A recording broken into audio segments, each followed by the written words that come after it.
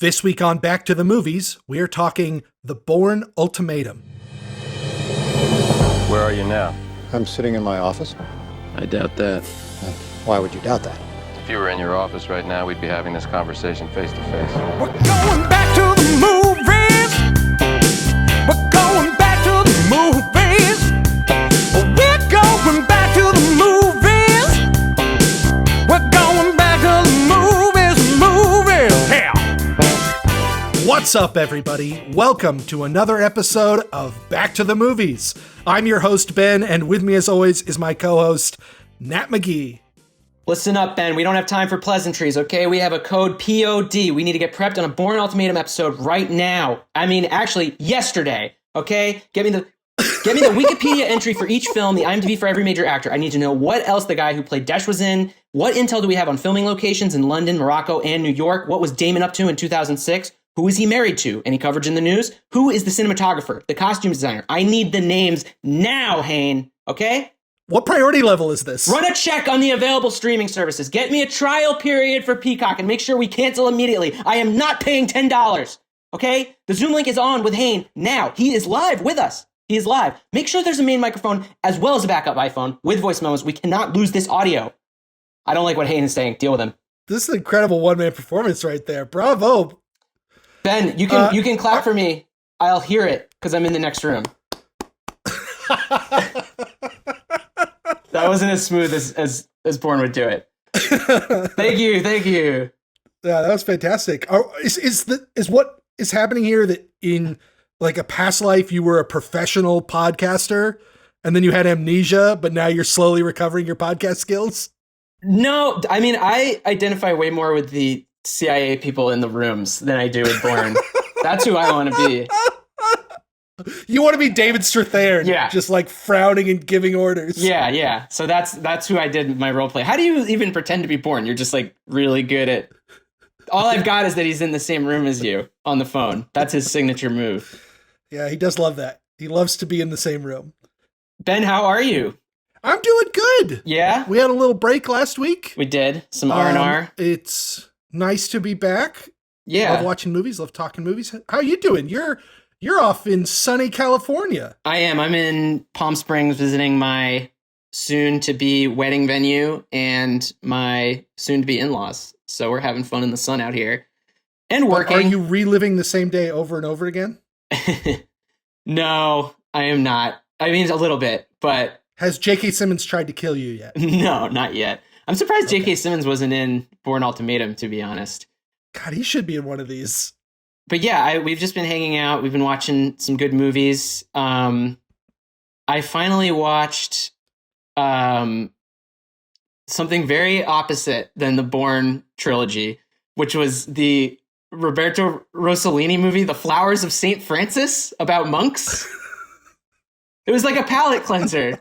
I've been meaning to watch it for years and years, and it's like an episodic story of like 13th century monks, and it was lovely. It was very lovely on Criterion Channel.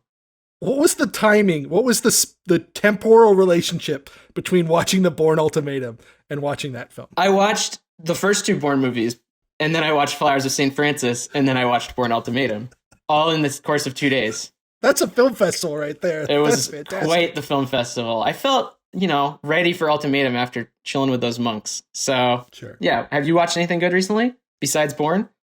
Yeah, it's been a good couple of weeks of movie watching. I was thinking, now that we're going to bring this up every time, I was like, I wanted to record 3 different kinds of movies that really sum up how eclectic my movie watching has become in the pandemic. Okay. So in the past 2 weeks, I watched Preston Sturges's phenomenal The Lady Eve.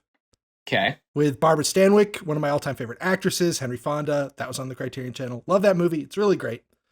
And then I watched this grisly post-Saw torture porn nasty little horror film called The Collector. Ooh. And then I watched Treasure Planet. So, I'm just getting every corner of the cinematic experience. Yeah, you have a very nice food pyramid of movies going there. Treasure Planet fucking rules. I haven't seen it since it came out. That might be my favorite Disney movie of all time. I confused that with Titan AE. And they came out right around the same time. And Atlantis. Remember Atlantis? Yeah, that's also... All these weird, like, adult Treasure animation Planet, I'm not movies sure. for kids where like people are getting shot and they look real. I don't know. Here's the thing about Treasure Planet. It was done by Musker and Clements, who are like the architects of the Disney Renaissance. They do Little Mermaid, they do Aladdin, and then they were brought back. They did like Princess and the Frog and Moana. And Treasure Planet was the movie that they wanted to make the entire time they were at Disney, and they make it, and it's the biggest bomb Disney animation has like ever had. Well, And it's a real shame. That movie rules. yeah, I've never even seen it, so I can't comment. But it seems like a tough sell. It seems like a tough sell. What do you mean, space pirates? Pirates never take off except if Johnny Depp is there. It's a hard sell. Oh boy, we're going to talk about that in a couple of weeks. I can't wait. Oh boy. Those are some of the other things I watched. Was we've got coming quickly down the pipeline our threequel spectacular, and I started watching the early films in the series. So I watched the first two Pirates. Nice. I watched the first two Shrek movies. Wow, you're doing a lot of research. I watched the first, so this is the first threequel that we're covering, and we thought it would be good to give it its own episode because it's probably the best threequel of 2007. Would you agree with that? I agree. I mean, 2007 is the year of the threequel. Yeah. There are an inexplicable number of third movies in franchises that come out in the year 2007. Well, and all from movies that started in the early 2000s. So it's just like the except for Rush Hour. Rush Hour has three. But like, yeah, Shrek. Which is late 90s. Shrek, Pirates, Bourne, all like kind of like early 2000s. Oceans, all early 2000s relics that were big money makers. So yeah, I guess 07, they just all coalesced. That's when they all came to a head. Yeah. Yeah. But we're talking Bourne 3, the Bourne Ultimatum. And we're talking about it on Back to the Movies, the show where we revisit certain years of cinema history and talk about the movies that made it what it was. Our second season has been on the year 2007. So that's where we're at. Hell 2007. Yeah. Ben, are you a big Bourne fan? Oh, yeah. Yeah? Oh, yeah. Those movies came out at the perfect time for me. You know, PG-13 rated action spy epics. The first one came out when I was 12 years old. I was really into the Bourne franchise. Have you read the book? I have read the book, the first one. Okay. It has very little to do with the first movie, and by the time you get to this one, there's nothing in common. They literally have nothing in common. They just took the cool title. Yeah, I was not a big Bourne fan. I had never seen the first two. Like when this came out, I hadn't seen it, and I went to go see this in theaters because everyone was like, "You got to go see the Bourne Ultimatum." So I really walked into this in 2007, like having no idea what was going on. And then since then, for a screenwriting class, we read the screenplay for the first movie, and then I saw it, and I still had never seen the second movie until I watched it just the other day. What a surreal experience watching this movie must have been, with very little context for what you were getting into. You know, it's funny because this movie actually does a really good job summarizing the first two movies without being that annoying about it. Because I remember like having a pretty good idea of what was going on after they did those flashbacks where they show his girlfriend getting killed. And it's just like footage from the first two movies. But yeah, I was able to follow what was happening more or less. Just I didn't realize how intertwined these movies are. These are just like one long movie. Particularly the second and the third one. Yeah. It's like uninterrupted action, basically. And it's funny because they weren't made together like a lot of 2 and 3s are, like with Back to the Future and the Pirates movies. They were 3 years apart. Yeah. So, yeah, but I think they do a good job. So, what did you think about Ultimatum in 2007? I liked it. It's really enjoyable. The action set pieces are great. And they're so good. Fun to watch. It's a good movie. And yeah, it rose above the fact that it was a sequel, despite me having not seen the first two movies or not really having any idea about what had happened in those movies, other than that he's a super spy that like kind of lost his memory. So I loved it when I saw it. I never watched it again, and like it wasn't enough love to like want to go seek out the first two immediately. Sure. But I remember having a really good time. And also I was living in New York City at the time, and it was cool to see New York City in like an epic action movie at that moment. Well utilized and like shot in New York. That's a rarity. Yeah, it's that chase scene. Very much shot in New York, you can tell. Unlike something like I was so excited for 21 Bridges with Chadwick Boseman, and then I realized that it wasn't shot in New York, and like that was the only reason I wanted to see that movie. So I didn't see it because I was like, screw that. That's probably like shot in Atlanta or whatever. Yeah. Yeah. But no, there's something special about when they do New York action, like Die Hard 3, when they just go all out with the action in the streets. I love it. You can really tell. I did a rewatch of these movies really not that long ago. Grace hadn't seen them. So within quarantine, within the last year, we sat down and watched the first three. And getting the chance to watch this one twice within just a few months, I was really focused in on like the environments in which the action takes place. The movie makes great use of setting throughout. And you can really tell that they are on New York streets, crashing cars, jumping off the roof of the Port Authority parking lot. Like, it's crazy. Yeah. And then also the train station in London looks Waterloo? super legit. Yeah. And the streets in Rabat or wherever, or Tangier look really legit. Yeah. It's cool. So yeah, now I'm well versed in the movies, and I had never run the series like this, and I hadn't even seen the second one. And it was also fun. Yeah, they're good movies. They're very of their time. They feel kind of dated now, especially the first one. It's really 2002 status. Yeah. But yeah, the three of them all together were like a great package. And it was fun to watch them so close together because they really go against the like thing where sometimes I feel like sequel movies try to be like different. And these ones didn't. They just are the same exact formula all three times, but it's like a pretty good formula. And like, you don't really mind that they're just repeating it verbatim over and over again. They just really weaponize the increased budget and exposure. Like that's all they do. So they're just like, we're going to do the same thing, but we're going to do it better because now we can. Yeah, exactly.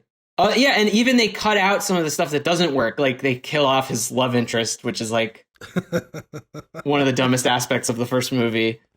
And they just shoot her and they never make him fall in love with anyone again. And you're like, great, I love it. This is good. Well, we might have to get into that a little bit. I think I disagree with that a little bit. I think Bourne suffers from not having anything driving him other than this vague sense of getting back at the CIA. Like, what is Bourne's motivation in this movie? Who is Bourne? He doesn't have any motivation. I think that's what makes these movies... He's a cyborg. It makes them kind of fun, and also they seem really smart, but I think these movies are actually really dumb. They're like possibly dumber than Bond movies, because like Bond movies always have something weird to say about like England or like communism or whatever. Yeah. All these movies have to say, in my eyes, is like the CIA is pretty legit, right? Like they're good at spying. Look how good they are at spying. Yeah. And like, oh, it's wrong to do contract killing. And like, maybe you'll feel bad about it. Like, that's all they got. There's a scene at the end of this movie, which we will get to, that I think really brings this movie home and the franchise as a whole home. Just gives it this thematic depth that I disagree with you. I think these films do have, but we should say that for the end. Before we go any further in our discussion, we really got to get to Nat's story section, the Bourne synopsis. The Bourne synopsis, the fourth movie, or the fifth or sixth or whatever. They made more of these. Sixth movie. I think we're on to 6 now. This was like the one written by the author's nephew, the Bourne synopsis. And it's like on sale at the airport right now. This will just double as all 3 Bourne movies because they're all basically the same. Yeah, they really are. All right. Okay. Tell me when You ready? I have 60 seconds to summarize Bourne Ultimatum. Exactly. 60 seconds. Okay. I think I can do it. All right. Yeah, I got this. This is pretty easy. Yeah, you got this. 3, 2, 1, go. So fresh off the second movie, Bourne is in Russia and he gets contacted by some journalist in England. So he goes to England, meets up with the journalist who has info on his former assassin program that he was in called Blackbriar. But Blackbriar is on to them. They track them down. They kill the journalist, but Bourne makes it out alive. He links up with Julia Stiles from the first movie, and they basically have to fight Blackbriar together. They get tracked by an assassin. There's a lady who's like kind of trying to help them. She's like kind of playing both sides. Strathairn is the head of Blackbriar. He wants to kill them. They don't get killed. They go to New York. They go to Strathairn's office. They get all the secret documents. They expose him, and they expose his weird scientist programmer. And then it ends with Bourne swimming off into the distance safely. And that's time. Nicely done. That was more coherent than the plot is in the actual movie. Yeah, it's a lot. He just does more shenanigans. It's the same thing as I guess in this one they expose them finally. There's like a little bit of a solve to what evil stuff went down, which is basically that the CIA was killing people, and now that program's getting shut down. In the first one, it's enough to just kill everyone who's a part of Treadstone, the first assassination program. In the second one, he exposes the Treadstone information to somebody at the CIA. Yeah. And he's like, okay, that'll be enough. And in this one, he realizes, no, it just got to go public. It's just all got to go public. And it goes public. And he swims away. And like, in an ideal world, that would probably be it, because he really has served his purpose at that point. But we'll talk about what happened after, when we get to the legacy section of the show. Yeah. So hit me with some book report. Right. Why Bourne? I want to take you past 2007 to the halcyon days of 2002. Ah, yes. The year that James Bond died. The Bond we knew. This is important context. The Bond we knew. The Bond that everyone thought they wanted Bond to be. In 2002, the 20th Bond film was released, To Die Another Day, in which James Bond pilots a hovercraft, drives an invisible car, windsurfs away from space lasers. It was the pinnacle of what the Bond franchise had become up to that point. The realization of the goofiness of the 60s and the 70s with all modern technology and lavish production. And it was a huge success. It was the highest grossing film of the series to date. It was generally well reviewed on release. It was the first Bond movie I ever saw. Dude, I saw that movie and it sucked, and I was 12. I was like, this is awful. But this is the thing. Almost immediately, it was reappraised. And everybody universally agreed that it was one of, if not the worst Bond film ever made. It's a tie between that and Golden Gun. Those are the two worst. Male Golden Gun sucks. Diamonds Are Forever. I hate Diamonds Are Forever. I didn't mind that one. If it's got Connery, I'm down.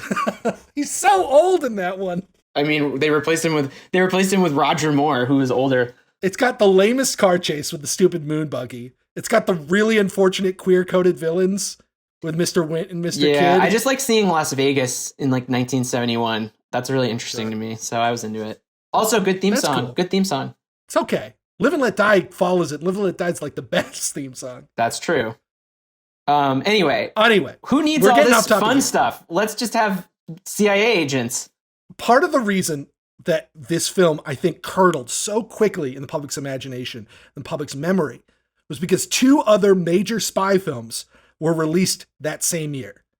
The first was Triple X, Vin Diesel's James Bond riff, which is, I mean, it's really just Bond, but with like extreme early 2000s attitude, X Games and energy drinks, Russian clubs. And then the second was The Bourne Identity, which cost a third of what Die Another Day cost, but only makes $30 million less at the box office. Huge hit, and was such a radical departure from the over-the-top Bond shenanigans that like there was no room for that anymore. I think what's funny about it is like people thought it was real. They're like, oh, this is real. And like, you look at it now and you're like, this is not real. Like, and yet it's so much closer to what real must have been like than what Bond was doing at the same time. Yeah, that's true. People are like, I need refreshing realness where like a Mini Cooper drives down a flight of stairs. That happens all the time. All the time. Don't you remember the last time you saw that on the news? Yeah, totally. I think part of it is, you know, the shifting attitudes in the wake of 9/11. You know, you have to mention it up top, but like people just wanted something that was a closer reflection of their reality, and Bourne delivered. And so by the time Bond comes back in 2006, one, there's already been a second Bourne film. And two, Casino Royale, has more in common with Bourne than it does with Die Another Day. Yeah. Like that movie, although it was just a solid hit and nothing else, so radically reinvented the spy genre that by the time we get to 2007, the oldest and most famous spy franchise in history is aping it instead of itself. And you had this happen with a lot of stuff. They did the same thing with Batman. They did the same thing with what are some other franchises? I guess they didn't do it with Indiana Jones. They just kept that. You the mean same. like that sort of adopted the Bourne, like Batman Begins is the Bournification of Batman? Kind of, yeah, just gritty realism. They did it with Grand Theft Auto. They like made Grand Theft Auto 4 like the video game. It was like a gritty street-based game as opposed to like fantastical. And Bourne was the tip of the spear. Like it was the one that came onto the scene first and just exploded in public consciousness. Yeah. You mentioned it already. They're based off a series of books by the author Robert Ludlum. The first one has a similar setup where you've got a spy who has amnesia, is found floating in the Mediterranean, is chased by his former colleagues at the CIA.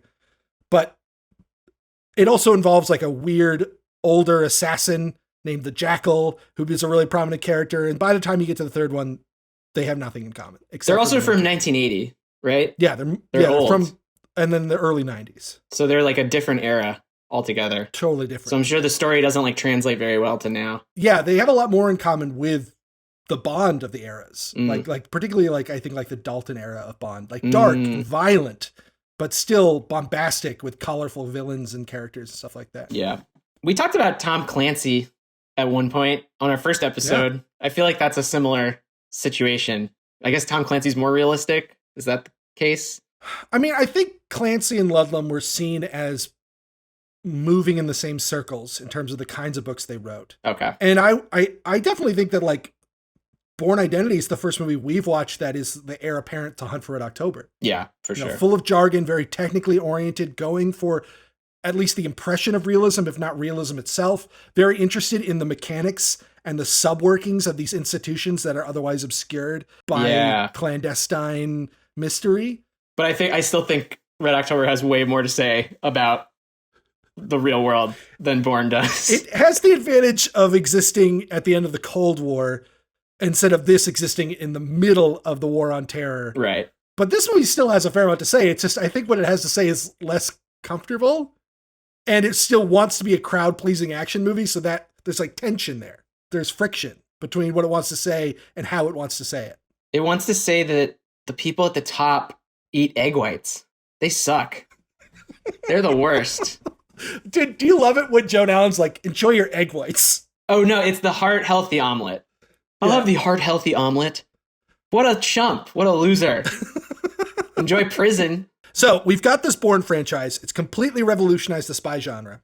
First film was directed by Doug Liman, but he doesn't want to do sequels. So for the second one, they bring on a hot young director named Paul Greengrass. He was a former journalist who turned into a filmmaker and made a big splash in the early 2000s with a film called Bloody Sunday. From that, he gets hired to direct Supremacy, which is a big hit.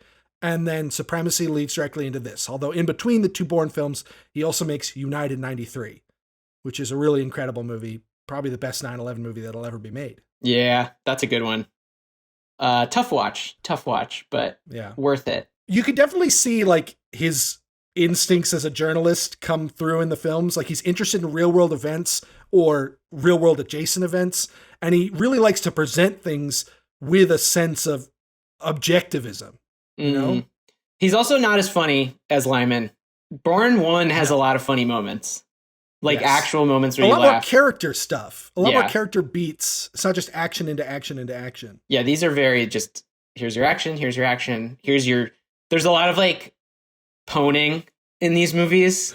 Like people in suits like dressing each other down. Yeah, getting in a shot with some verbal repartee. Yeah, but there's not as much funniness to the whole thing, which I thought, for at least for the first two movies, I thought the first one was better than the second because it just was like a more complete package. Like the second just felt kind of like more of the same, but without the same amount of charm as the first one. But then this one, the third one, Ultimatum, doubles down on the action. It's way better action. So like, I didn't mind missing all the fluff because we were just like getting to the point. Yeah, what Greengrass, when he comes in, like he takes the foundation Lyman built with really grounded action shot with a very subjective camera.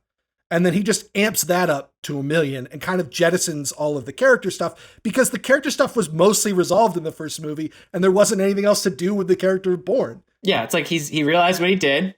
He was a bad guy. Now he's trying to do the right thing. And that's pretty much it. That's it. Yeah. They really don't go to any length to explain who the hell he was. For a movie about a guy trying to figure out who he was, they never explain who he was beforehand. It is, again, one of the major flaws of the film that for some reason learning the name David Webb is supposed to carry some import, but it doesn't at all. When Landy tells him that, when Joan Allen tells him that, you're like, so what? That doesn't, it's just another name. Everyone else just calls him Jason. They show him before in like flashbacks before he lost his memory. And he's just the same. He's just a normal guy. And he's just like, yeah, I'll do my job.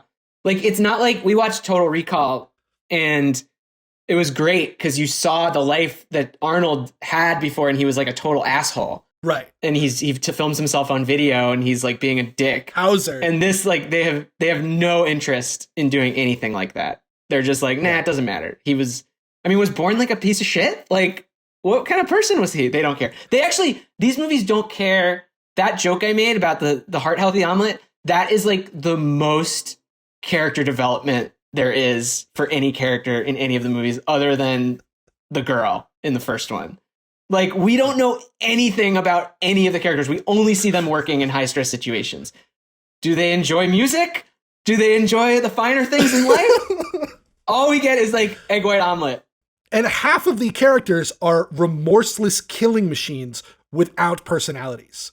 Like, at least some of the CIA people, even if we don't know anything about them, like, have personalities. But all the assets and the agents are all the same dude. Except for Clive Owen. He tutors children. In the first movie, they call Clive Owen in to go kill Bourne, and he's like, his name is the Professor.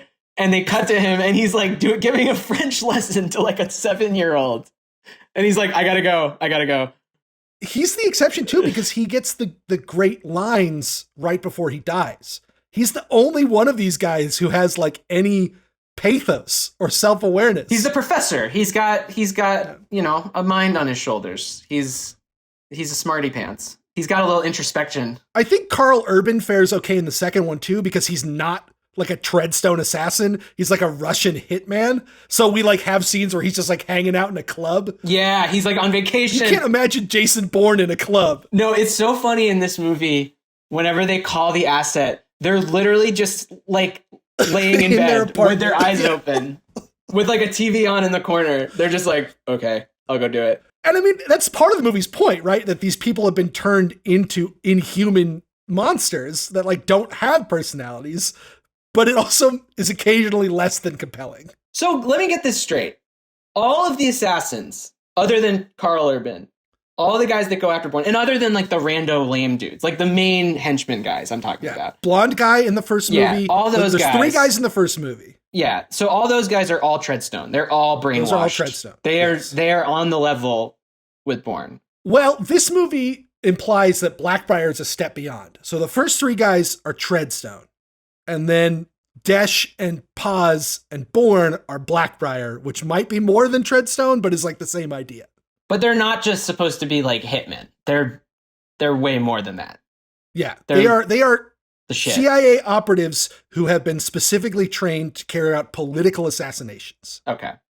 Because yeah, you're wondering like, who are these guys? But they're all just pawns in the game. Anyway, let's keep going with the Book Report Corner. 2 other names I want to mention up top.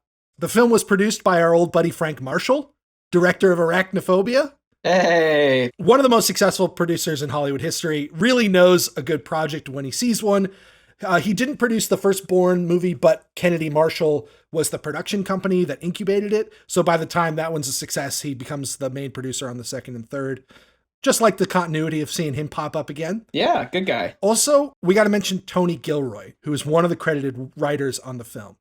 Gilroy was the architect of the series. He was brought on after the first drafts of the first film and really turned it into what it was. Jettisoned the Ludlum book, focused in on the spy with amnesia storyline and really developing out the Bourne character. And then he does the second movie, and then he does the first draft of this film as well.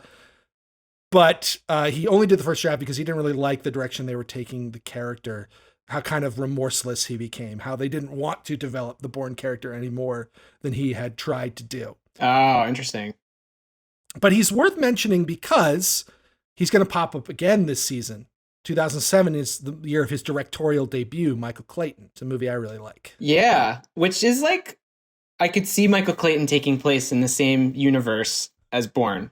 It's Totally. a very similar, like, corporate vibe. The scene where they take the guy on the bus outside of Waterloo is so much like the scene where they kill Tom Wilkinson in Michael Clayton. Yeah, it's just like It's the ruthless efficiency. that, and like the way people dress, and like also just the idea that like what's unique about these Bourne movies is like they're not trying to be travelogues at all. It's like everything is very much like the shitty airport version of what it is. Like the most flavorful place they go to is Morocco, and it's like just because it's like a little bit brighter and people drive around on like mopeds and don't have to wear like down coats. Like every city they go to, be it like Madrid, Paris, London, it all just looks like the same European train station. Right. The best explanation of this is that they go to London, but rather than like seeing Piccadilly Circus or Big Ben, we spend the entire time inside Waterloo Station. Just like a random, I don't know what Waterloo It's like a station train is. station. It's like a big train station, but like there's nothing remarkable about it. They don't lean It looks into, like a mall. yeah, everything is like a mall built after 2000. And like no one has any joys in their lives other than working. And like I guess Bourne had 5 minutes in India when he was in love. And that's it. But yeah, they never deal with like, they never try to do any of that shit that you see in some of these spy movies where it's like, oh, but Strathern has a kid and like he's juggling that with his line of work. Like there's no motivation other than pure ego for the bad guys and for the good guys, honestly. Yeah. What is Bourne getting out of this? I don't know. I guess revenge for killing Marie, even though they didn't kill Marie. Yeah. They took his life away, but he wanted them to take his life away. I don't know. Should we get into the movie itself? Let's get into the movie. Yes. It's very, like I said before, it's super connected. It just picks up right where the last one left off. And actually they do this minutes. thing, they do this cool thing where like a scene in the middle of this movie was the last scene in the second movie, but they kind of like retcon that and bring it into the middle of this movie. And it's like kind of cool the way that they've weaved the movies together. It really is like watching all three of them in rapid succession is like one experience. It suffers from none of the like, oh, this changed. The only thing that's kind of different is that the vibe of the first movie is way more The visual different. The aesthetic is just a big and the change. jokes that I was talking about, like, but the second and third movies are just basically the same movie. So yeah, Damon. You want to talk about Damon? Looking older. He's so young in the first one. Well, you went from 32 to 37, and we have that to look forward to shortly. I bet he had a kid. I bet that's what did it. Sure. I think that instantly gives you 5 years, no matter what, even if you're rich. He's got the wrinkles on the forehead in this one. The like the frown lines. Yeah. Yeah. I made a joke about it in the opening skit, but like I was wondering what his like romantic deal was. He was constantly working during this period. And I was like, was he married? What's he doing? I don't know anything about his personal life. I don't know who he's I don't dated, either. He's not one of those, like, he doesn't make a big deal out of it. Yeah, he did like exactly the opposite of Ben Affleck, who was like constantly in the tabloids at this time. And still is. Yeah. He's definitely like the lower key of those two. This is his baby right here, the Bourne movies. Yeah, they were such a smart choice for him in the early 2000s. You know, he's got heat coming off of Good Will Hunting, and he's seen as like a serious dramatic actor, but you got to pay the bills. Picking up a franchise, like it's kind of a perfect marriage where you get a guy with serious dramatic chops, but who can handle the physical action really well. And it just becomes his cash cow and he becomes their figurehead. Yeah. And it's also funny because Bourne is like we were saying, he's such a non-entity. Like he has no personality, but the minute they took him out of the franchise, no one wanted to see it. Yeah. So that just goes to show like how powerful his presence is in these movies. It's really funny the way you just put that, like of him being a non-entity, because I literally wrote the entire show notes, got to the end, and realized I hadn't mentioned Damon Like I hadn't put a section in for Matt Damon because Bourne's so superfluous to everything else that's happening. But he does lend his star to these movies. Imagine someone else. It just wouldn't be. Imagine if it was Leonardo DiCaprio, which they did a movie like that, and it was not good. Like he's just got the perfect. He's on the level with the tone of the movies. He really is. He's tapped in, and I think the physical element's a big part of it too, because the camera work, is really involved. Gets right up in the actors' faces in the stunt scenes, in the cars, during the fights. It's Damon doing a lot of this shit himself, and he sells it. It's like the Keanu Reeves and John Wick of it all. That shit's not easy, and it makes a big difference. I know you're a big fan of what's the Gina Davis one that's just basically Bourne Identity. Oh, The Long Kiss Goodnight. Long Kiss Goodnight, a movie that I'm not wild about, but it's fine. But Gina Davis is absolutely unconvincing as a killer with amnesia. Yeah, but that's part of the fun. It is. I mean, it's sort of the charm of the movie. Yeah. But David doesn't have that problem.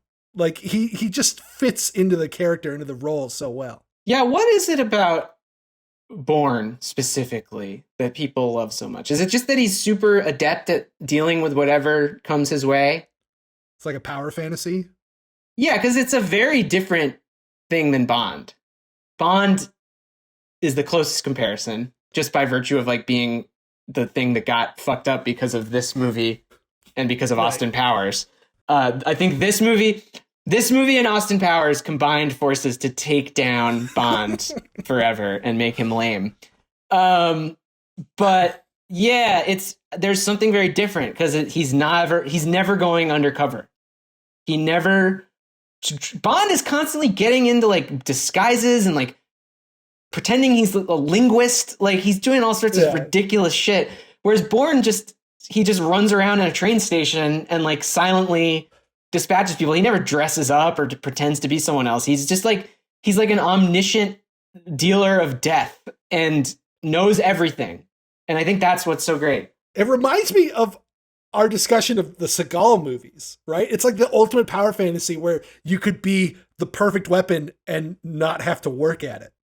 Because we don't like see scenes of him training or whatever. He just has all the skills innately because he doesn't remember getting them. Yeah. So it's like this weird power fantasy of just being like, I can deal with any situation. I'm always the smartest person in the room. I'm always capable of dealing with whatever challenge awaits me. He never gets captured once in all three movies. Nobody's strapping him to a table. Bond constantly gets captured. It's like a given that he will be captured so that he can have a conversation. Does Bourne, even other than like 3 times, he like doesn't talk to the villains in the movie? Like on the phone he does. It's very it reminds me a lot of like No Country for Old Men, like Anton Chigurh. Yeah, a little bit. Like, except just less menacing. He just like doesn't go undercover. He just kills people. And I don't know. I also think that a big portion of the power fantasy isn't the punching and the shooting. It's the phone conversations that he has with the headquarters. I think that those moments are what really make you love this guy, who otherwise doesn't have much of a personality. That he can get an entire room of smart, educated professionals freaking the fuck out because he's ruined their plans once again. And I think the important part is that it's always him versus a system. You know, the CIA, it's like the ultimate monolithic organization. It exists to crush individuals. And yet he can see through it. He can see through the cogs. He can dismantle the machine from the inside. I think that is what's most compelling about him. He is doing this thing that we all wish we could do, which is look at the complexity of the world and see the safe line through it. How do you like them apples? We'd be having this conversation face to face. God, that scene's so good. I love it so much, Nat. That scene is it's so ridiculous. I'm a sucker for it. The fact that it starts with him getting the name off of the tape recorder, and it's just perfect. It's so dumb, though, when you think about it. It's as dumb as an ice castle car chase in Die Another Day.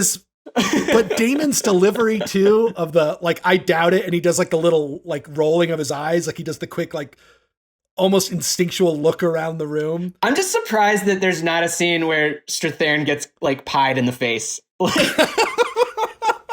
Or like a bird poops on his suit. And he's like, no, God. Like he's one step away from being that humiliated. He is like by far the most cartoonish of the main CIA mouthpieces. Because in the first one, you got Chris Cooper. Can we talk about Strathern like straight up? Put him in the let's get into the agenda because we meet him during this section.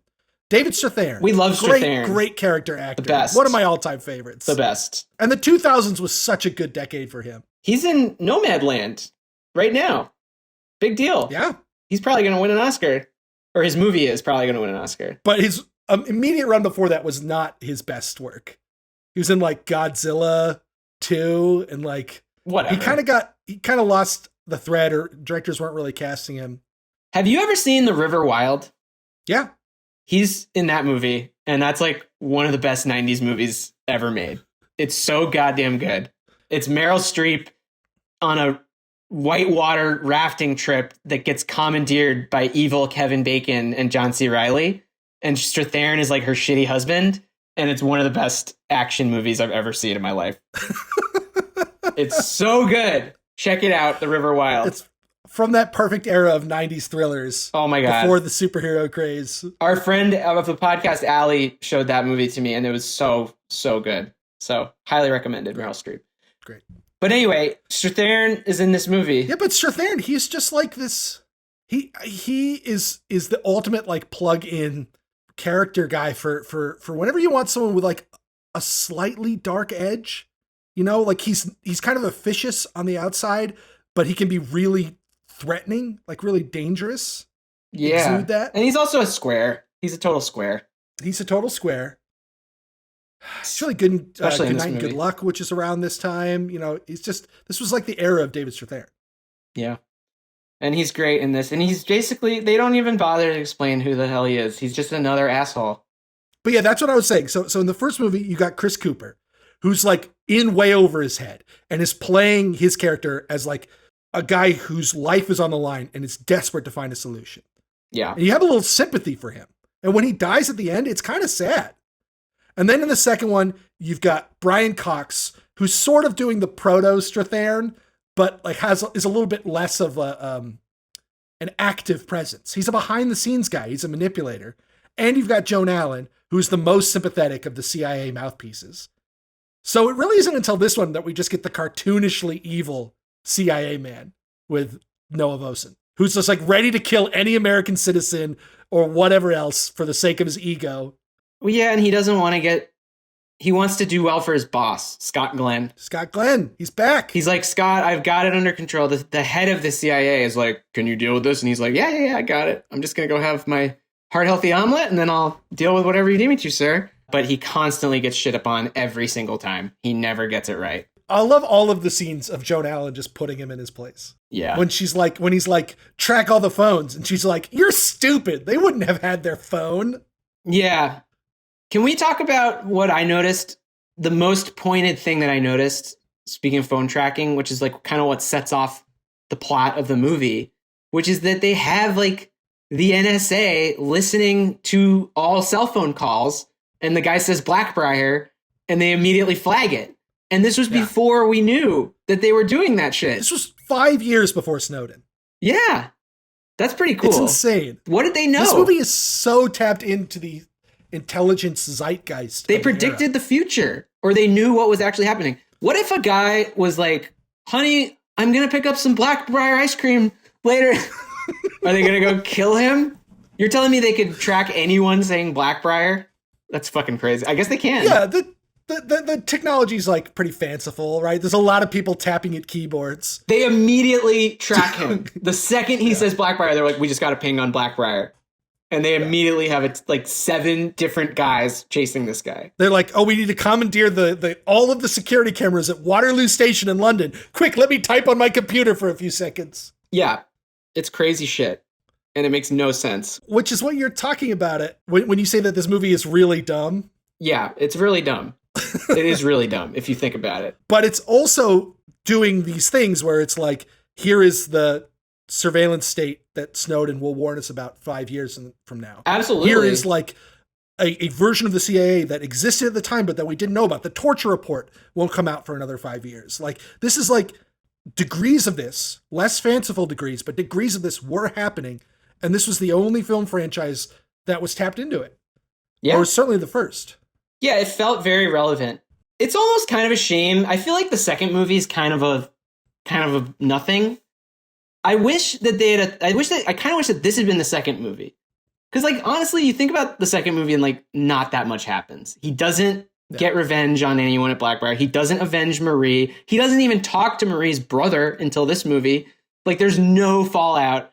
So, like, what I'm saying is delete the second movie, do the same thing where Marie dies, whatever.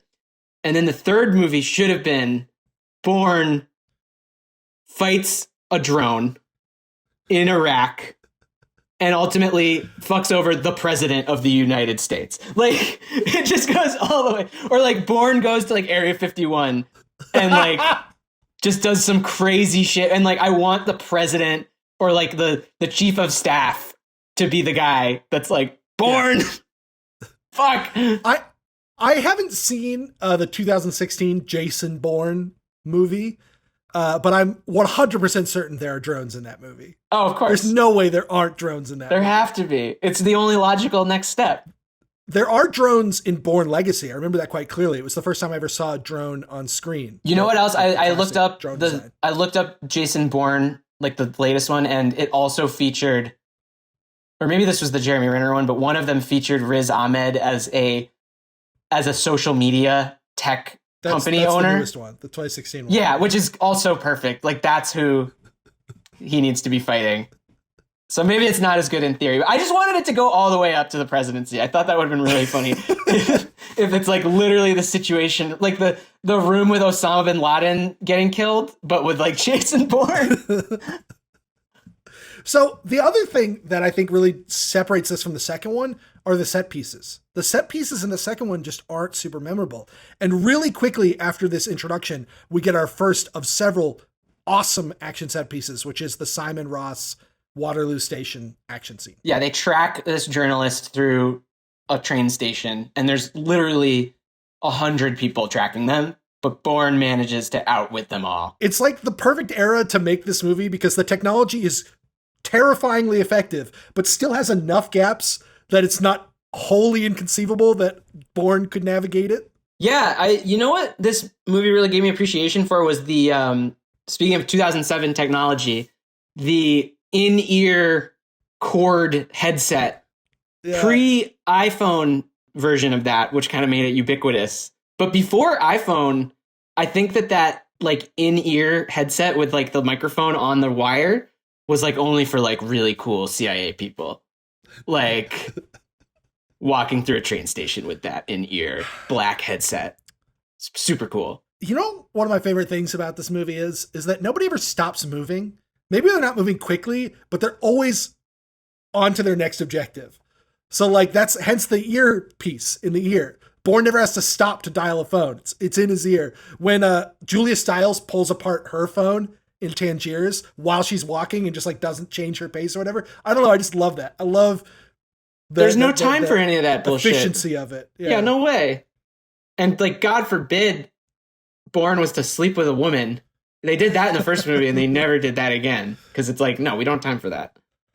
It's so anti-Bond. It's really funny. We'll talk about it later, but it's kind of weird what they do with Julia Stiles' character in this movie in relation to that idea. There's some strange stuff going on there. Really? Do they ever get together in this movie? They don't get together, right? No, but there's a heavy implication that she wants that. And then the movie makes her up to look like Marie and literally repeats shots from the first film, framing shots, like where it kind of transforms her into Marie in this really weird way that is not great for her character. Could be. Yeah, I could see that. I wanted to mention her. I know she doesn't come in until later, but like, I just thought it was so funny in the first movie. I looked it up and she was 21 when that movie came out. And Chris Cooper's like, clean up the bodies. And I'm like, what is she, the intern? She hasn't even graduated college yet. What is she doing? Did she go to like 3-year intelligence school? Like, what? She's so young. It makes no sense. She graduated early. That's why she got recruited. She should have been like 50 years old. It made absolutely no sense. While we're on this Waterloo Station thing, I just got to talk about the way the sequence uses the setting. It's so well done. The use of crowds, the use of the sub-environments within the larger environment, like the store and the hallway, to break up the action scene into different set pieces, into different sequences.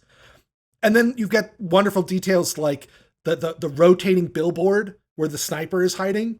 It's like just such a cool, iconic, memorable place to set that, and also has practical function. It's one of the things that the movie does so well, which is like rationalize its artistic choices as logical choices. Yeah, for sure. It also makes really good use of, they're just totally ripping off the Matrix when Morpheus directs Neo through his office. Sure. And that's just such a great tool that like there's an omniscient guy being like, go left, go right, duck now, get on the bus, get on. Like, it's so much fun because it feels like you're in like a video game, basically. And we've already alluded to it, though I don't think we said it outright. The reporter, Simon Ross, is played by Paddy Considine from Hot Fuzz. Back again. Very different role. Yeah, he really screws the pooch. He stops so listening bad. to Chad Bourne and gets immediately killed by the assassin. Idiot. Should have listened to Bourne.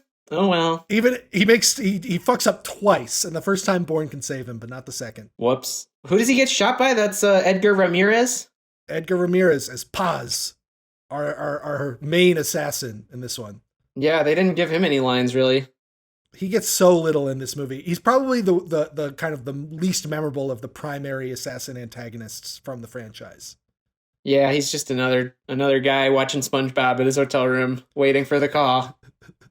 And I guess he flew to New York at some point. I don't know what that was about. I wanted to talk about that. Why is the guy who's covering London also the guy who's covering New York? That's like a 6-hour flight. When the fuck is he getting there? Maybe Strathairn liked him a lot. He's the number one guy. I don't know. In the first one, they're like regionally based, right? So there's like a guy in Italy. There's a guy in Paris.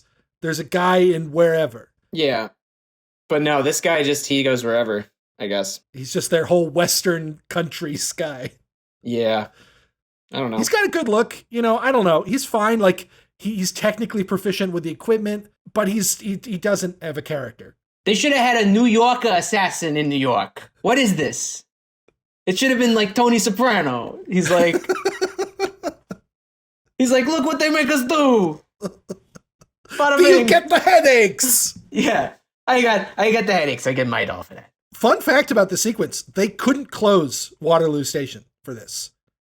So a lot of those people are just everyday people going about their lives. Yeah, it's not like they had to shoot a huge action. It was just like guys walking around. So I could see them being able to do it. There's a really great behind the scenes little featurette about it. Like what a nightmare must have been. But I love what they said in it, which is that like, well, the English are a very polite and organized people. So they mostly just left us alone. Yeah. That good English personality. After the attack in Waterloo Station where Simon Ross gets killed, now Bourne is on the hunt and we get our safe house attack where he's trying to track his former handler from Blackbriar. And we get a quick action scene where he takes out a couple of CIA goons and meets up with Julia Stiles. He runs into Julia. We get our first glimpses of Albert Finney. One of my favorite details from this scene is I love it when they hold the camera next to the gun. I think this was the first movie that did that. It's so good. Was that a camera next to a gun? I thought it was like the gun had one of those screens from a camcorder. No, it's like one it has of those a little flip out. pistol grip camcorders.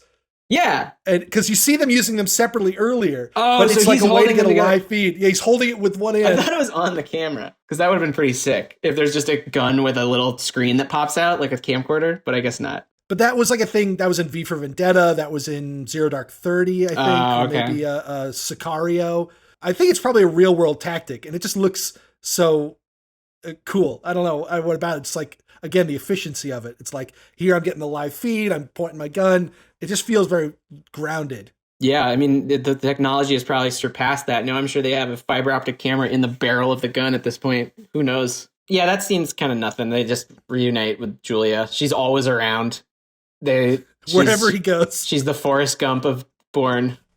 She just always happens to be around Bourne. Yeah. I think it's kind of a shame what they do with her character in this, because she gets less to do in this than somehow she did in the first film, where she's, the fifth or sixth biggest character. Yeah, maybe this was the opportunity for the Bourne franchise to introduce its Samuel L. Jackson character, like Die Hard did. Julia Stiles is just along for the ride? Yeah, well, no, like a new character instead of Julia Stiles. Like, why do we have to bring her back? Like, just get a new person with maybe some personality, but maybe that upsets the equilibrium. You can't have personality in this movie. Yeah. If it was Samuel Jackson, like, what the fuck is happening? Then we get a sequence of exposition about Blackbriar, about this umbrella op that covers political assassination, enhanced interrogation, all this kind of stuff. And like we said earlier, it's just kind of crazy how tapped into the real reality of the intelligence apparatus and just turning it into very palatable and popular entertainment 6 years after 9/11. Like, it's just, I have a hard time wrapping my head around it. How did we all see this movie, enjoy watching it, and then act surprised half a decade later when it was like, hey, the NSA's tracking you all the time on your phone? Yeah, I don't know. Would you say that these are the action movies of the 2000s? Like, are these the ones that we'll remember forever? I would say that they're the bridge movies between the 90s and then the start of the superhero era. Oh. You got this like blip in the early 2000s where it's like fantasy action with Spider-Man and Lord of the Rings. And then Bourne kind of is like this wave that comes up, and it's all like grounded, realistic, hardcore action that then subsides as we go into the MCU era. I guess I'm just thinking about John Wick. I feel like John Wick has kind of replaced this style. Like, instead of being super realistic. Yeah, he's a lot more fanciful. Right, it's like way more fun than this shit. Yeah. Like, this is so dry. Still fun to watch, but it's just not having fun. It's very utilitarian. After this, we get our Tangiers set piece, the big sort of middle of the movie action set piece. And it's fucking awesome. One, I could watch Strathairn and Alan stare at each other from across the war room all day. Like, their condescending looks. I fucking love it. They both have so much integrity as actors. Yeah. I also made note of the line, "It ends when we've won," which Strathairn says about like what lines he's willing to cross. And that just, I actually think like this movie being about stuff, that's a really clear summation of America's attitude in the 2000s about its embroilments across the world. We gotta win, no matter the cost. I love it when Desh outthinks Bourne with the bomb. So we've got our new assassin, Desh, who's trying to kill Bourne's old handler. And Bourne is chasing them through the streets of Tangiers. And then Desh spots Bourne, knows he's being tracked by Bourne, and uses Bourne to execute his bombing and kill the handler. It's great. Poor Desh. He gets even worse treatment than Edgar Ramirez. He does so much work and he doesn't get one line in the entire movie. Doesn't get one line. But he gets the cooler action scenes. That's true. He gets cool stuff to do. He's really hard worker. It's a shame he had to die. Yeah, he's really dedicated to his job. He's really dedicated. They're just giving him all sorts of instructions. He thinks he has to go kill the girl that just gave him a phone. And he's like, okay, yeah let's Great. go. Yeah. And that's my job. I feel like the big difference between reality and these movies is like, would he keep going after the first fuck up? It's like, are we going to keep chasing her through like multiple storefronts through, like, I don't know. I feel like things are a little more buttoned up if you're doing a CIA killing. Whereas these guys are just like, yeah, keep going. I don't care what happens. I'll blow up a car. Yeah, there's no line, right? It's just like, it doesn't matter how bad it gets, finish the job. Yeah. Collateral damage, casualties, doesn't matter. But yeah, I love this whole sequence, which after he kills the handler, he starts chasing after Julia Stiles, and Bourne has to chase him through the market in Tangiers. I think now is the time that we have to talk about the shaky cam, because this is our first really active action sequence, and this is where it really comes into its fore in the film. And it's what the Bourne films were known for, and it became the predominant action aesthetic of the 2000s. We've already mentioned it. I think it was in our episode with Barrett. I fucking hated shaky cam so much. It was one of my least favorite trends in the history of film photography. And these movies are obviously to blame for it, and yet it never affected my love of these films. So I was sort of trying to unpack why that was. Do you have opinions on it? Do you even think about it much? Not really. I mean, I guess these movies just do it pretty well, so it's fine. I haven't watched that many like shitty shaky cam movies because I try to avoid them. It's like any action movie from 2002 to 2012. Well, it's like Taken, right? Taken's like the worst offender. Taken, Body of Lies. Oh yeah, that was so bad I just shut it off. Green Zone, the other Greengrass film. All I know is like I've seen that shot in one of the Taken movies where he jumps over a fence and there's like 12 different angles of one jump. Yeah, and like that sort of epitomizes the whole shaky cam thing. It's that's more like the hyperactive editing, but they kind of go hand in hand because they're trying to achieve the same effect. Yeah, we have to mention Oliver Wood. He shoots this film. We talked about him in season 1 because he shot Die Hard 2. He shoots all the Bourne films. Identity has a lot of handheld camera work and quick cuts, but it's really not the style of the later 2 films, and it's not really the shaky cam that we think of, because it was when Greengrass came in that it got really subjective and destabilized, and you started using really long lenses. So there's a lot of blurred backgrounds as well, which it increases the sense of disorientation and the sense of movement from whenever the camera shakes, because you've got nothing that's stable, nothing in focus. Yeah. But it does work here. It's really interesting that like this is sort of the one time where it really functions. And I was trying to pick it apart why, and here's sort of what I came to, which is that like it's bad when it's used to cover bad stunts or lack of directorial vision. You know, it's like a cheat for engagement. If the camera's dynamic, the audience is engaged. Even if it doesn't make sense for the camera to be doing that, right? It engages the audience. So it became this really quick and dirty and easy way to make movies look better than they were. Yeah. But that's not what's happening here, because here it's very much about grounding the audience in the subjective experience of being in these situations. How difficult it would be to remain focused while you're being battered around in a car chase or running across the rooftops. How quick your perception has to be, your situational awareness, in order to survive in these situations. Yeah, and they do exciting. A lot of cool things for Bourne's perspective, where like they highlight the things that he noticed, and it like makes a lot of logical sense in the moment. Like they make you think like Bourne. There's a scene in Tangier where he looks where Julia Stiles was sitting at the cafe and she's gone. So he's like, okay, fuck, she's gone. And then he walks down the street and he sees that her phone's in pieces on the ground. And like subconsciously or consciously or whatever, you're kind of like, okay, he knows which direction she went in, because he knows that she would have thrown her phone on the ground, and he's looking for stuff like that. And the movie like kind of guides you through his thought process a little bit and makes you feel like you're part of his whole deal, which is really good. It makes you feel like Bourne is such a great way of putting it, because like, you know, if Spielberg shot that sequence, it would be in like this really well blocked oneer that ends like on a close-up of the phone on the ground or whatever. You know, we track from the table up to his face and he looks down, and we track to the phone, and we get the storytelling, but we aren't experiencing it. But here it's all done from POV shots and quick cuts. So we're running down the street with Bourne, and then we look at the table and we see that it's empty. And then we look around and try and figure out what's going on. And then we look down at the ground and we see the phone. Yeah. And it really is about grounding the audience in that participation, which is really cool. What you're basically saying is that you can't just do fancy shit and expect good results. You have to have a reason for doing anything when you make a movie. The second part of this is that the technical aspects are really skillful. Oliver Wood knows exactly where to locate the important information in the frame so that we can see it and understand it. And then the editor, this guy named Christopher Rouse, knows exactly how long it has to be in frame for us to get it. Because that shot of the phone on the ground, it's really quick. It's probably like, I don't know, 10 frames.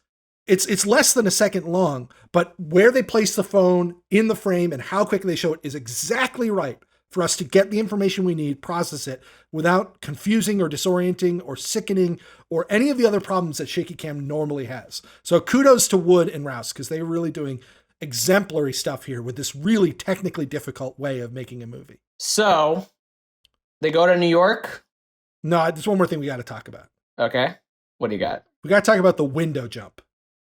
Oh, yeah, it's cool. He jumps through a window. It's more than cool. It's what the movie was doing that was so revolutionary. That he jumps through a window? That the camera follows him. That the camera jumps too. Oh, yeah. Because the camera is so involved in the action. And that's really something that was like pretty new at the time. That's not how Michael Bay would have shot it. It's not how any of the 90s, it's not how John McTiernan would have shot that. He would have planted it in a wide so we could see the man sail across.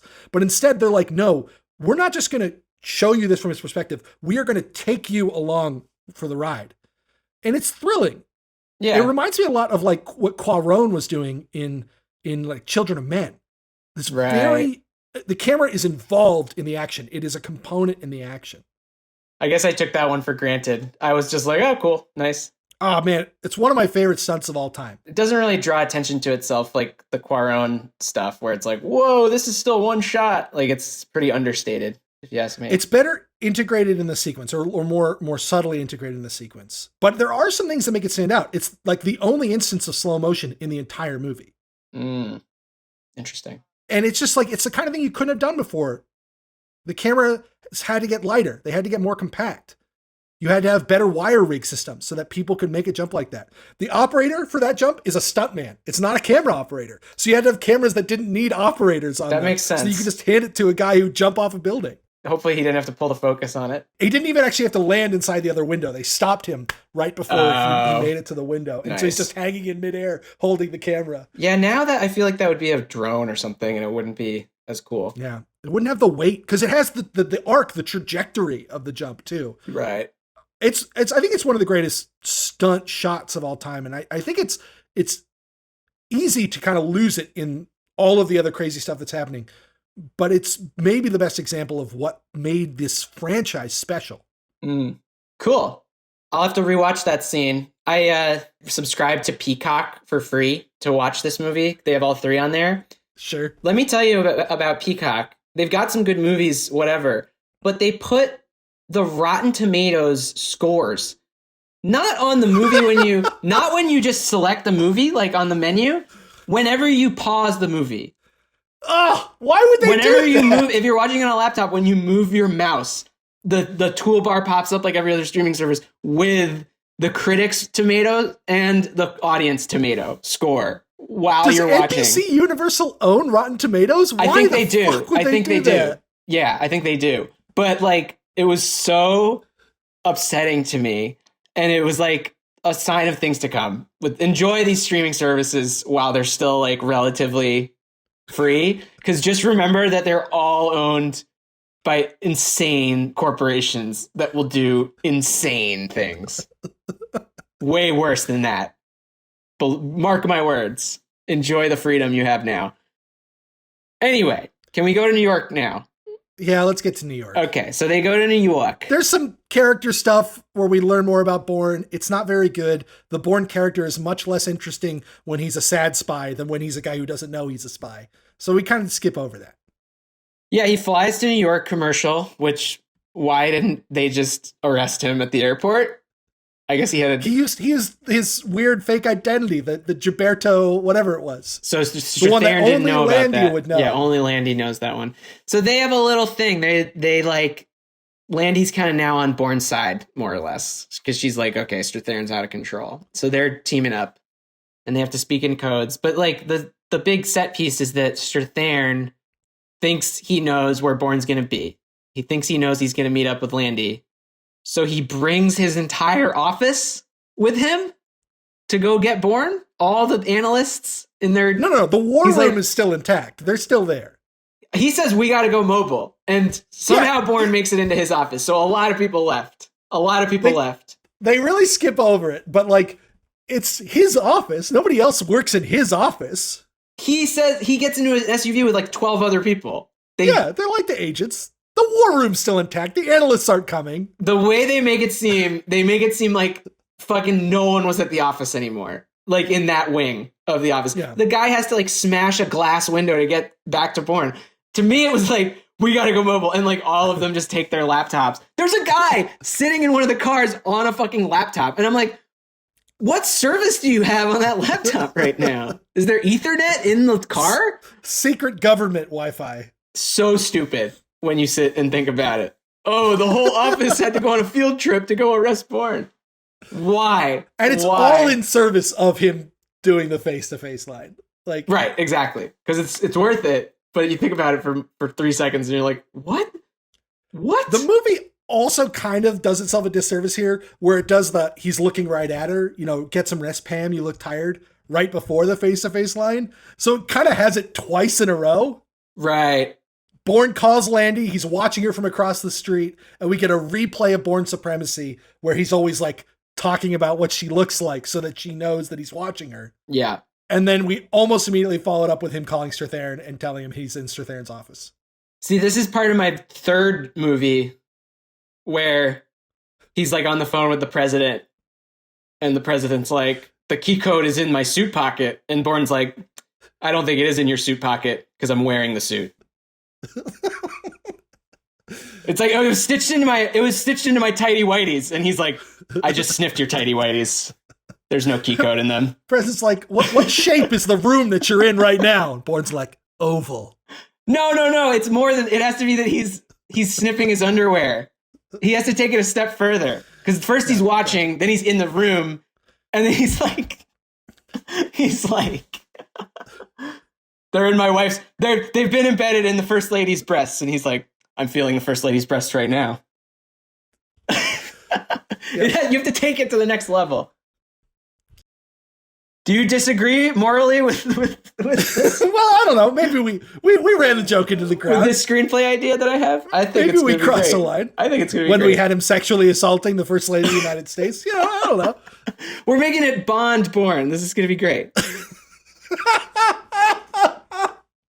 All right. So he fucks them over. He gets all the files, and then he goes to meet Daddy at the secret lair. And before that, we get the car chase. Every Bourne film has an iconic chase. This one is through the streets of actual New York City, and it fucking rules. It's so good. Yeah. There's cars flying everywhere. There's a car drives off the side of a parking garage and explodes. It's pretty cool. They ride it up onto the concrete divider. I love that. When Paz gets when Bourne gets Paz's SUV up on the concrete divider and flips it with his car. I gotta be honest though, I'm not as into the car chases in this movie as I am in like Bond movies. It's just not as fun to me to watch like normal cars. I'd rather see the Aston Martin with like rockets. And like, I love a car chase where the cars get beaten to shit. That's like my favorite thing in a car chase. Ronin has my all-time favorite car chase, and the cars are just wrecked by the end of it. They're just like complete shambles. And this movie does that too. Where like you can actually see the damage, the impact. These aren't like pristine machines gliding across predestined routes. It's really muscular and really violent and really frightening and really exciting. They're gritty. So then we get our final showdown. Albert Finney. Yeah, the fish man. He's such a fish. He's so old in this movie. He's going to be in Before the Devil Knows You're Dead, which is like the best movie of 2007. So I'm pretty excited to talk about him then. We don't have to talk about him that much now. He's just Bourne's daddy in this. He's like, I made you. I don't know if this is like confirmation bias or what, but I got serious shades of Jensen and Mitchell, who were the guys, the quacks, who developed the enhanced interrogation techniques for the CIA. They were like these psychological consultants that were paid millions of dollars for bullshit science that led to the torture program. And when you listen to them speak, like there's just something very pointed about Finney's performance that calls those two guys in particular to mind. Mm. Yeah, it's kind of like by the point Bourne gets to this room at the hospital, you're kind of like done with Bourne at this point. You're like, dude, enough. Okay, this has to be it. This has to be it. We're done. And then like the movie, all three of these movies kind of have like a weird anticlimactic finale. Like they don't do the Bond thing where like the biggest explosion is last. They always kind of like fizzle a little bit, which is like, I think kind of the point. Bourne always like doesn't kill the bad guy. He like puts his gun down and just runs away. Even in the first one, he doesn't kill Chris Cooper. Somebody else, some other guy does. Other guy kills him. Yeah. He just runs away. Climax. So yeah, it's so anti-Bond. I actually really like the scene, and I think it's really important for this film and for the franchise. This is what I was talking about at the very beginning of the episode. Because in this scene, Albert Finney is basically saying like, oh, you've had so much fun watching this guy dismantle the CIA and this stand-in for, corruption of the American intelligence apparatus. But guess what? You're fucking complicit in it. You volunteered. This is what you wanted. And that's so important because like that is going to be the legacy of the intelligence era, is not the actions of the agencies, but the failure of the people to prevent them from reaching that level. Yeah. And this movie is calling it out in 2007. Yeah, I guess for me, especially because I watched the other two back to back to back, it just hits the same exact story beats. It's always Bourne confronts a guy and they prove to him that he's a piece of shit in his previous life. Like, we knew he was a piece of shit. He killed the family of the girl that he talks to at the end of the second one. He was an assassin. I personally knew already, like, he sucked. But this scene, I think, is something different because it's no longer just about Bourne. It's about like the origins of the program and the program as a stand-in for this kind of unilateral action. Because in the first one, you're right. It's very much like Wombosi was your target. Like, you set it all up. But that's about the very personal character revelation of Bourne understanding who he was as a person. And this is a lot different. This is saying Blackbriar exists because you chose to let it exist. And you are the audience surrogate. It's the same thing to me. It's like the same story beats, just a little bit different. It's emotionally, to me, it's the same shit. So at this point, I'm kind of like, all right, wrap it up. I've had my fill of Bourne. Cue the Moby music. Let's get out of here. Yeah, that was something I didn't realize, was that every single movie ends exactly the same way with the same movie, the same music cue. It's so ridiculous. It's a great cue, though. I love it when he's just floating in the water and you're like, he's not dead. And then the music starts and he swims away. Yeah, so he gets away and everyone gets arrested. It's a very, like, just ending. I'm sure they're all going to get pardoned or acquitted. They'll be fine. Yeah, never would happen in real life. Yeah. Remember all those arrests that happened after the Snowden? Yeah, exactly. Assuming that Bourne didn't go on to make more movies that suck, what do you think he went on to do after all this? He started a dojo. I like that. I guess he was running a scooter rental with Marie in Goa? Yeah, but that was more Marie's thing. Like, Yeah. she already had the place in Greece or whatever, and then they went to India for some reason. I bet within 3 years he's doing hits for the CIA again. The CIA won't hire him back, so he's doing them for the highest bidder. He's He just a turns into the mafia bad fucking guy. hitman. Yeah. Tony Soprano hires him. Cool. So yeah, it's a really good movie. And honestly, I think you could watch it without even watching the first two, like I did originally, and still have a pretty damn good time. Yeah, I actually had that in my notes, even though I sort of argued against it earlier, which is that this movie has the illusion of continuity. There's a lot of references and name drops, but none of it is important to understanding the events of this film. Yeah. And a lot of it's new, like it didn't exist in the earlier films. Blackbriar is just some name that Brian Cox says at the end of the first movie. Like, it doesn't exist until this one. The Doctor, Albert And for Finney, all is new. intents and purposes, it's just the same thing as Treadstone. Yeah. It's exactly, there's no difference other than that it's more hardcore. I actually think it makes a pretty good forecast for the MCU and what made that so successful as a franchise, which is the illusion of continuity, where you feel like you have to watch all of the movies, but you don't actually have to. So anybody can come in at any time and watch any one of them and probably will have a good time, which means that, the Avengers can make more money than any of the movies before it. But anyone who takes the film seriously will be inclined to watch a whole bunch of other movies that you made too. Right. Yeah, it's good. like the perfect franchise model. Good formula they got going. What's up with the legacy of this movie? The Bourne legacy. The Bourne Legacy, which we'll talk about. But first, we got to talk box office.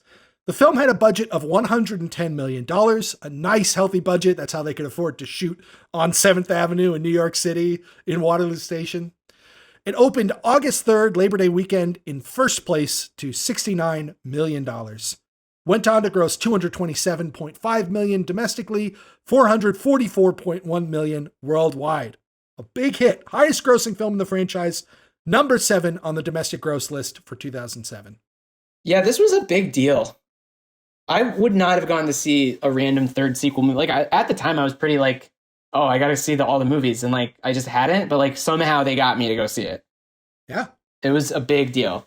It had the sense of culmination. It was very much of its time. The action itself was pretty unparalleled.